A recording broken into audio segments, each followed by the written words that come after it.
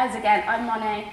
I'm from Tug. Tug are a performance digital agency that started up in 2006. They are a global independent agency with international clients, and I happen to be based in the London office. So hopefully all my team are here today, so yeah. Now that's done, let's get into it. So, as the talk said, I am actually going to go through today the common, David versus Goliath, big giant versus small, little contender. Now, if we actually look at the battle between David and Goliath, we may or may not know that it was essentially Goliath, the big giant, who was taking on warriors and soldiers in single combat, and our small David, the local shepherd, who stepped up with just a mere handful of stones to take down the giant of Goliath and become victorious. In today, media and common stories and publications, it basically means an underdog situation where a smaller opponent who faces a larger adversary has the potential to win. So that's why today we are hopefully going to inspire a lot of you who are working with smaller websites to take on your bigger Goliath of your industry and become victorious, or at least make a start, That's all we can hope for. This principle I have applied to online retail and specifically fast fashion. I feel like most people in this room will be familiar with our Goliaths. I hope none of the Goliaths are in the room today because I don't want them to come for me after this talk. But, they have got massive teams, they are well established. Heck, Shein, their founder was actually an SEO to begin with, so they know what they're talking about, but their smaller contenders, the sustainable brands, are ready for the fight. As I mentioned, these Goliaths have been around for a long time, so they have established the largest online presence. Combined, the three big Goliaths that we're talking about, they're getting well over 1 million average monthly searches. They are dominating on keyword rankings. They really know how to play in the field and are very well known within the fashion space. However, attitudes are actually starting to change towards fast fashion. We really are starting to see consumers wisen up to greenwashing, and the media perception of that is really changing. Here we're seeing, consumers want to understand the brand ambassadors behind this and pushing a sustainable movement. They know who is and who isn't actually going to work with them in that. They understand how the chemicals, the materials used in the supply chains aren't always ethical and they don't always meet industry standards. And they're really starting to understand how these brands, our Goliaths, are manipulating and trying to really, trying to manipulate their workforce and, cut corners to get the most for minimalist cost. I don't know whether you saw a few years ago, I think it was Pretty Little Thing sold a bikini for a penny, and there's always been stories about different items being sold for a meager amounts, and we know that somewhere along the line someone has to pay the cost for that, and it's typically someone along in the supply chain. And we cannot forget the wider environmental impact too. So clothing alone is actually contributes to 10% of global emissions. I say that's quite large, but that is not actually what we're here to talk about today. Let's move on into the world of e-commerce instead. So instead, as I mentioned, they are massive contributors. They alone release thousands of lines of clothing a day. This really is casting a new light on fast fashion and the impacts online and also socially and environmentally too. This incomparable churn is really what we are going to focus on and why they are Goliaths within the space. When you're producing thousands of products a day, that also translates into thousands of URLs and pages on your site as well. So, are Goliath's days actually numbered? Well, online retail sales are down 3.5% year on year for August, so we are seeing a shift in online behaviours. However, given the current state of the UK economy and the cost of living crisis, I wouldn't be surprised if these aren't impacting it as well. Hence, the pound is down for the first time in many years, but that's again a different talk for a different time. So sustainability in search is on the rise. If we take the term sustainable fashion, we are expected to see that grow by 66% this year alone. And then consumers are also starting to want more. They want to know more about sustainability. They're more interested in what sustainability means, brands who are sustainable, and also alternatives to fast fashion. They want to know what they can do and how they can contribute to buying better, buying with more thought, and to really trying to tackle themselves the fast fashion industry and these big Goliaths within that space. And as a result, we are seeing that sustainable fashion-related terms are up 15% year on year as well. So, is Google getting on board? Well, yes, they are. They are really catching on trend, and I think, trying to stay as industry leaders and always keep up and understand how users are changing and consumers are also changing. They are really playing up to this. We are about to see another change in Google search, so they are now about to release their new badge icon within search. So if you are looking at shopping listings, you will now be able to see if they are pre-owned or used clothing options too. This is because Google wants to empower the shopper. They want you to understand what is sustainable, who are contributing, and who are actually making changes. So for those Goliaths, if you aren't getting on board with sustainability and not the greenwashing kind that we are seeing in the media, you will be starting to miss out as Google shifts.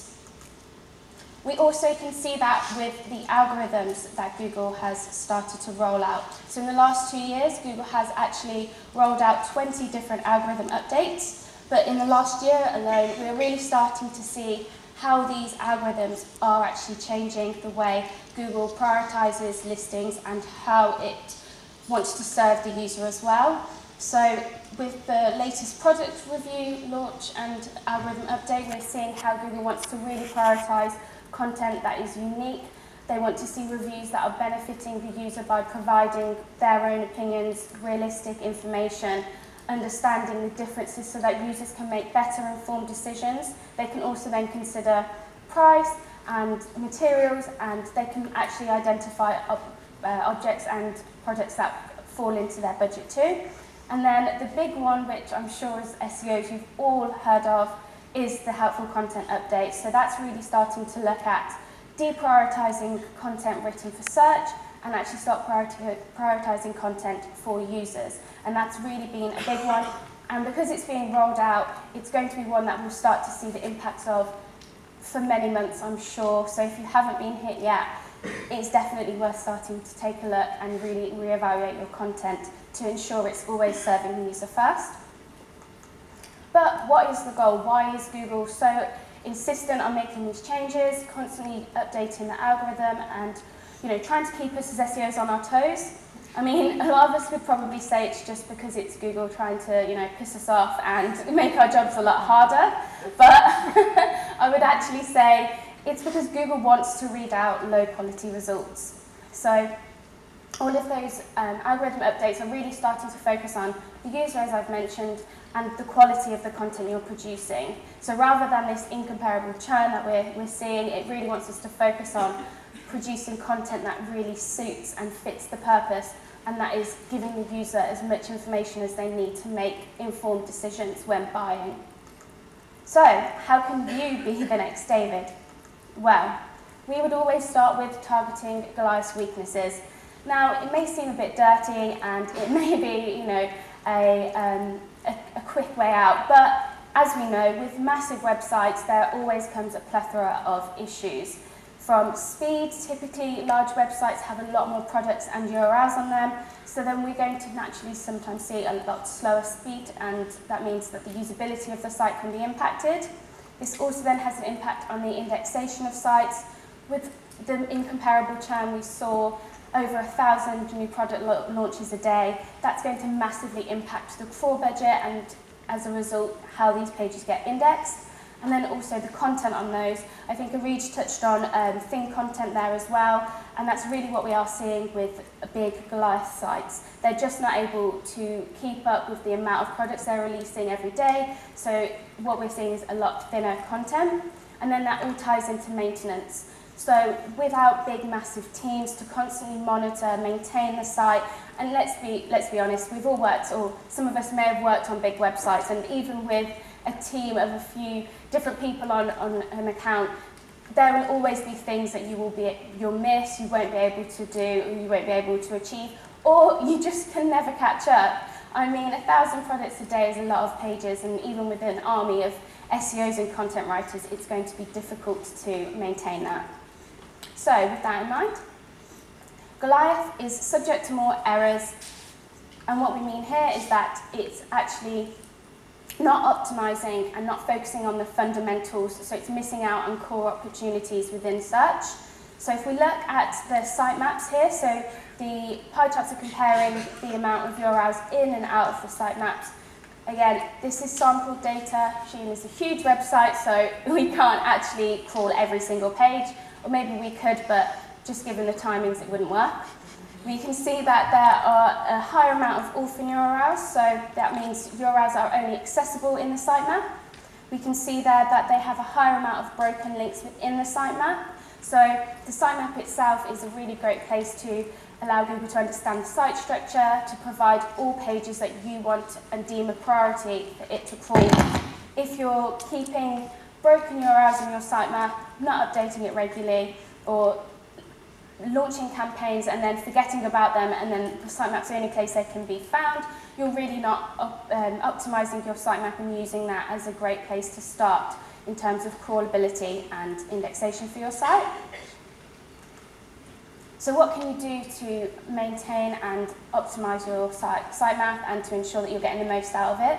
So I think what I didn't talk about there is that Goliaths typically struggle with the automation of sitemaps. With the massive sites that they are built on legacy CMSs, they usually struggle with automation in this space. Now, as a smaller brand, as a potential David, what you can look at doing is keeping your sitemap really up to date. You can hopefully capitalize on automation by utilizing some plugins if you are using WordPress or Shopify. You can then also look at managing your out-of-stock products, because again, typically we see that the increase in broken links is because they are out-of-stock products that have been removed, but they still exist in the sitemap because that isn't getting updated.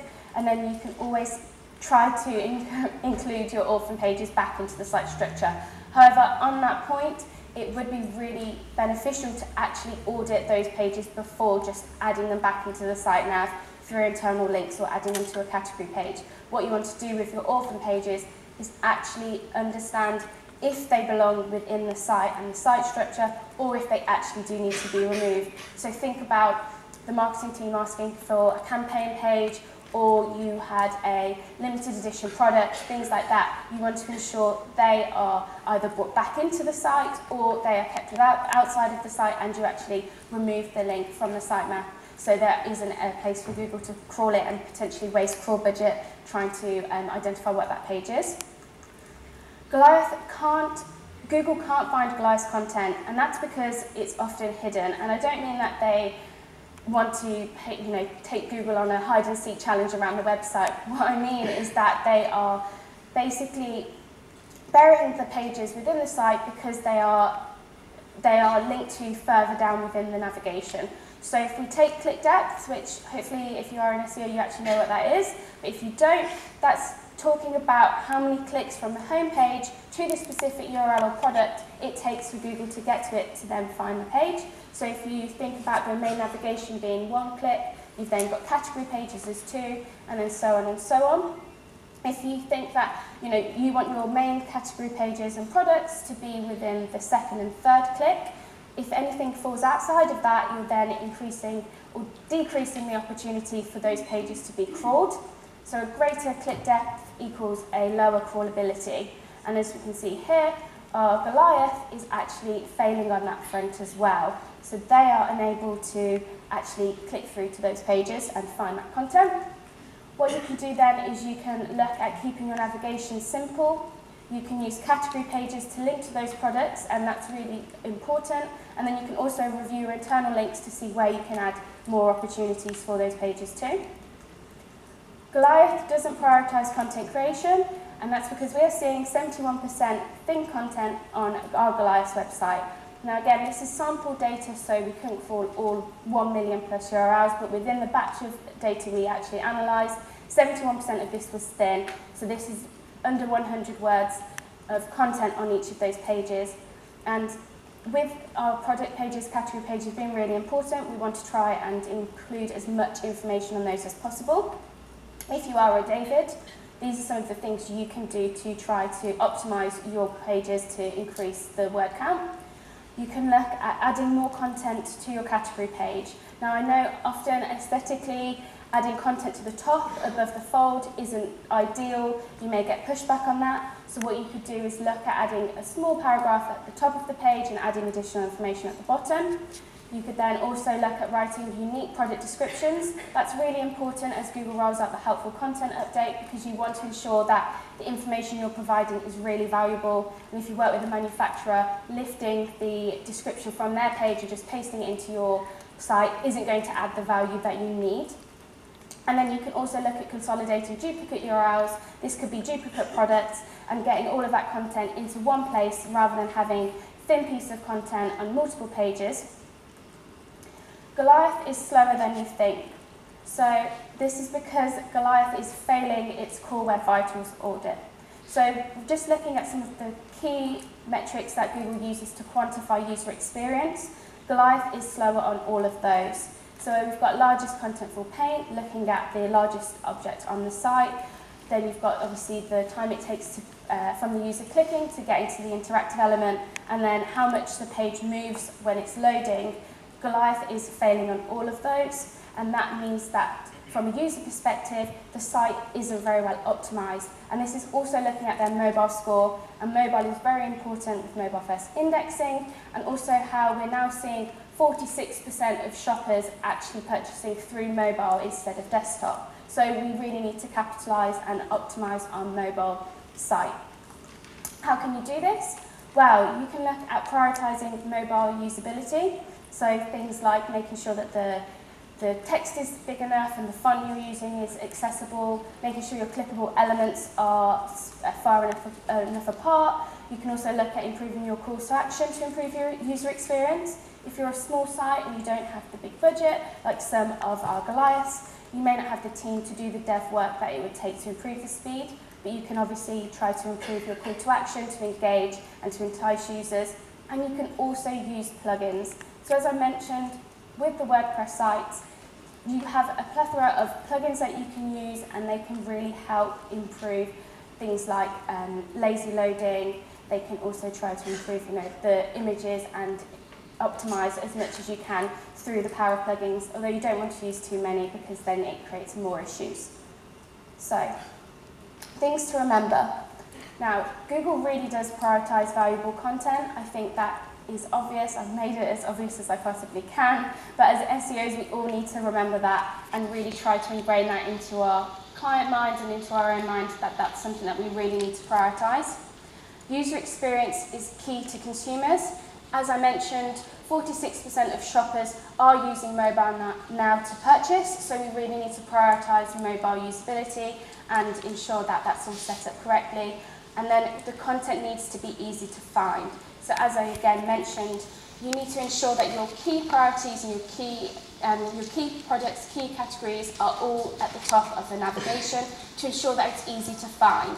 And if it's not necessary and it's not pages that you're trying to push, you can then look at deprioritizing them and removing them from sitemap, site structure, and really capitalizing on those key pages as well.